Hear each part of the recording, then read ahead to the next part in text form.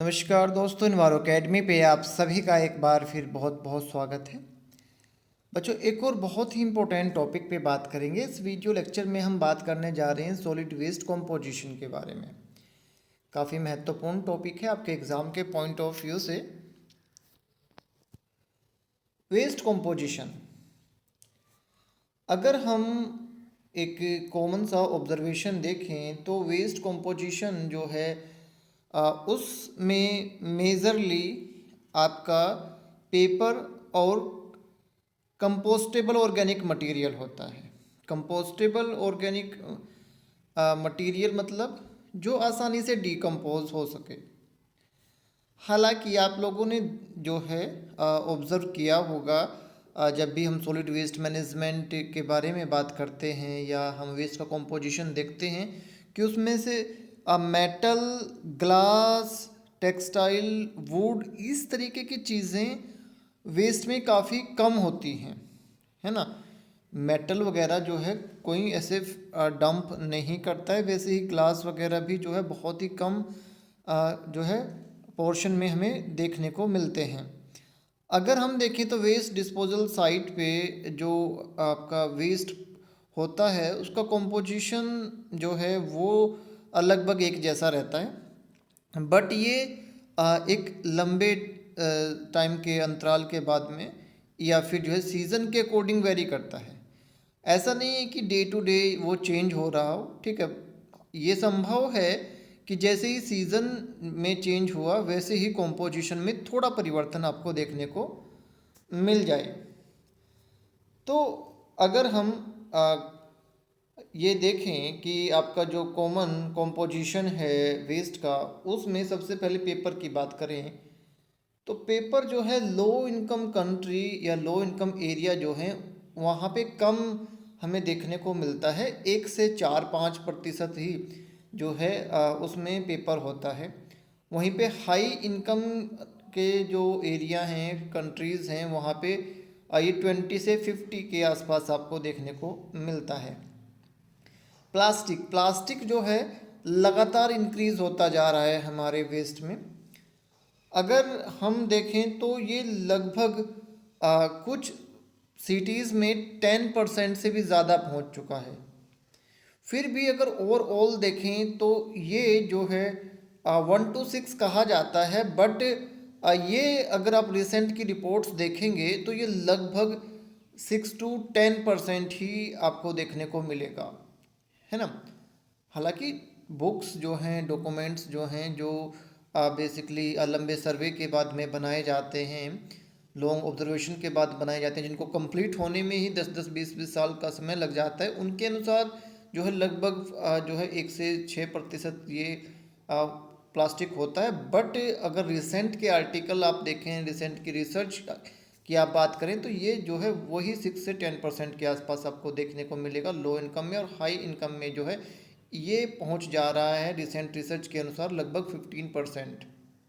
तो 5 to 10 जो है हाई इनकम में लगभग हम देखें तो ये आपका अपर साइड में है लो लो इनकम के कंपैरिजन में। रिसेंट रिसर्च देखें तो जो है ये हाईएस्ट 15% तक जा रहा है, और ये जो रेशो है ये आपका 10 से 5 के बीच में घूम रहा है। ठीक है बच्चों, ये जो आपका एक एवरेज आप कहेंगे, रेशो कहना तो बहुत ज़्यादा उचित नहीं रहेगा। तो ये जो एक हाइयर और लोअर एक रेंज देखेंगे आप हाई इनकम लोगों के लिए, तो ये जो है 10 से 15% के बीच में आपको देखने को मिलेगा।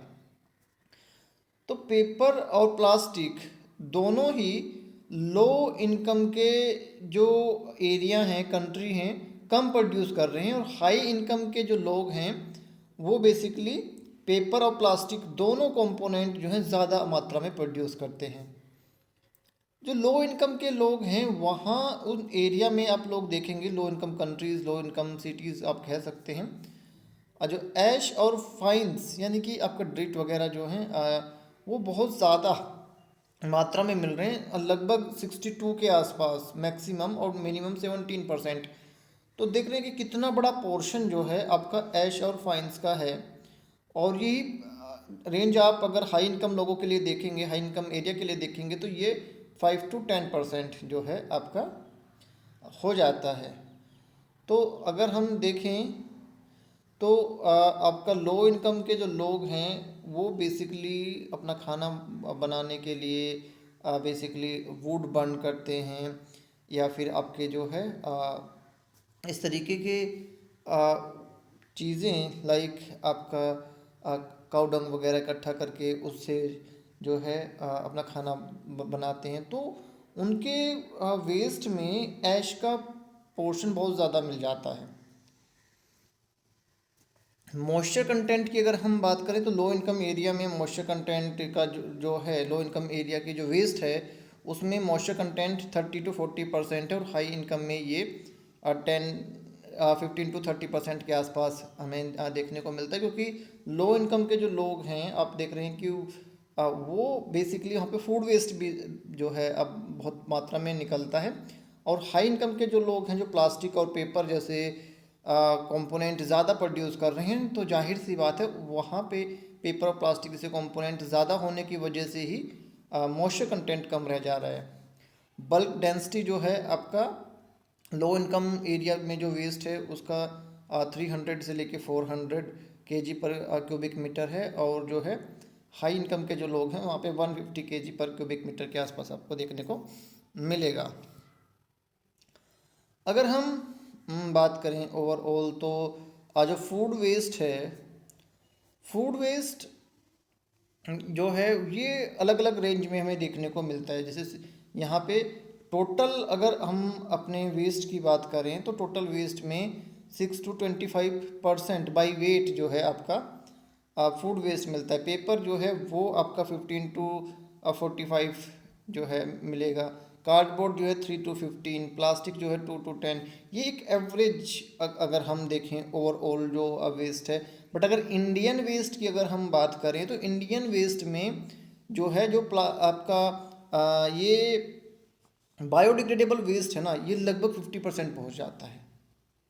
इंडियन वेस्ट में जो कंपोस्टेबल मटेरियल है जो बायोडिग्रेडेबल है वो लगभग 48 से 50 के रेंज में आपको देखने को मिलेगा। और प्लास्टिक जो है वो लगभग आपको 9% देखने को मिलता है। ग्लास जो है वो लगभग 1% आपको देखने को मिलता है। मेटल जो है वो लगभग 0.5% आपको देखने को मिलता है।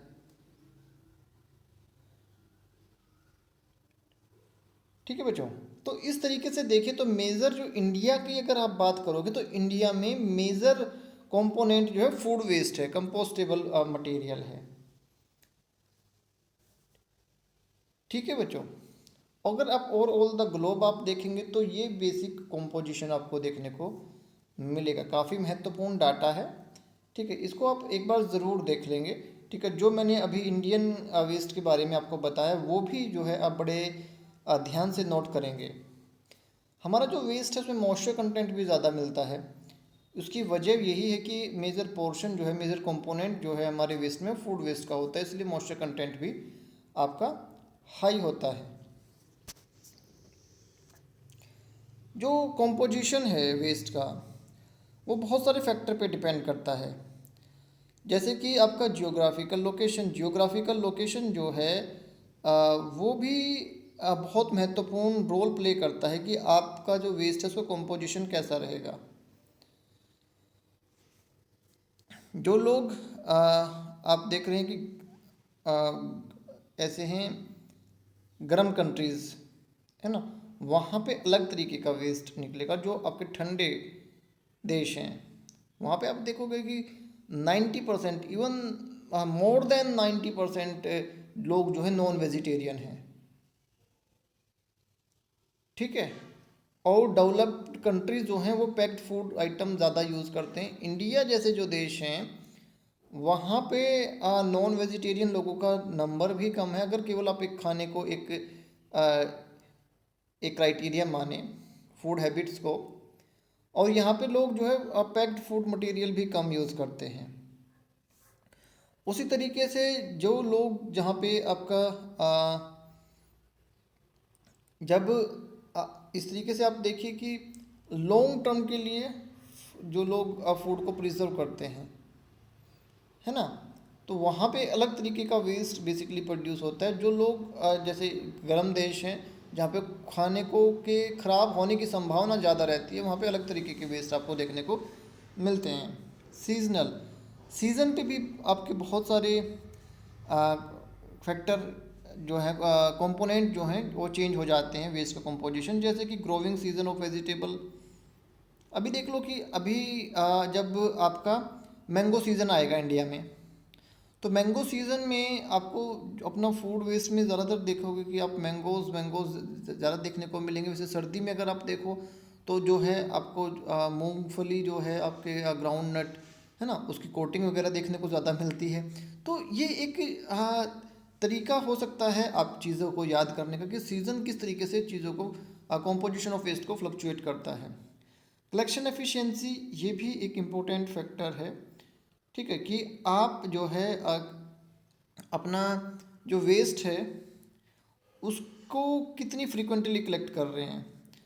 ठीक है, पिछले वीडियो में भी मैंने आपको बताया था कि कलेक्शन एफिशिएंसी बहुत इंपॉर्टेंट रोल प्ले करती है कि भाई जो आपके फूड वेस्ट वगैरह हैं, ऑर्गेनिक वेस्ट है, उसको आप ज़्यादा दिन तक स्टोर करके नहीं रख सकते। जो पेपर एंड ऑल ऐसे नॉन बायोडिग्रेडेबल तो नहीं कह सकते पेपर को, जैसे कि ये ड्राई आपका ड्राई वेस्ट है जो आसानी से माइक्रो ऑर्गेनिज्म जिस पे ग्रो नहीं करते हैं, तो उनको लंबे समय तक हम स्टोर करके रख सकते हैं। पॉपुलेशन डाइवर्सिटी जो है वो भी वेस्ट के कंपोजिशन को जो है बहुत प्रभावित करती है। जैसे कि अभी हमने आपको बताया जो हाई इनकम के लोग हैं वो पेपर वेस्ट ज़्यादा करते हैं, और जो आपके लो इनकम के लोग हैं वो फूड वेस्ट वहाँ पे आपको ज़्यादा देखने को मिलता है।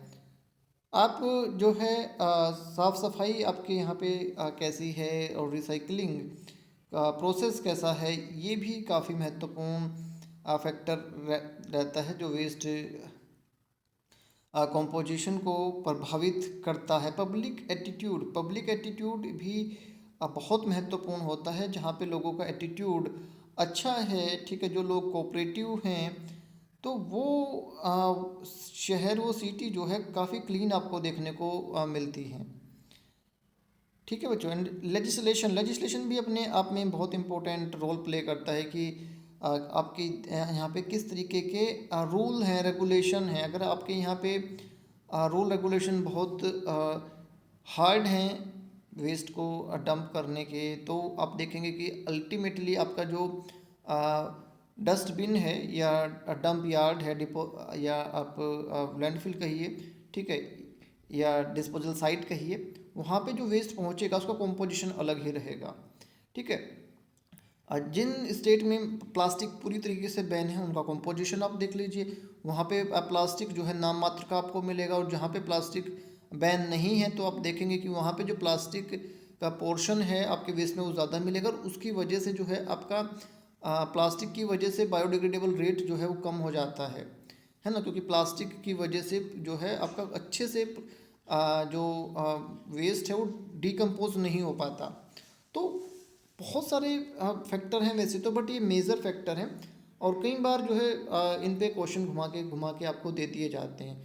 ठीक है बच्चों, तो इस तरीके से जैसे हम पढ़ रहे हैं ना, आपने इसी तरीके से अपना इस टॉपिक को अच्छे से कंप्लीट कर लेना है। ठीक है, नेक्स्ट वीडियो में हम बात करेंगे बेसिकली आपका वेस्ट का फिजिकल कैरेक्टर्स। ठीक है, वो भी बहुत महत्वपूर्ण टॉपिक है आपके एग्ज़ाम के पॉइंट ऑफ व्यू से। तो बच्चे आप जो है एक साइड से अपना पढ़ते रहिए, और ये वीडियो लेक्चर सीरीज डेफिनेटली जो है आपकी तैयारी में बहुत हेल्पफुल होगी। गॉड ब्लेस यू बच्चों।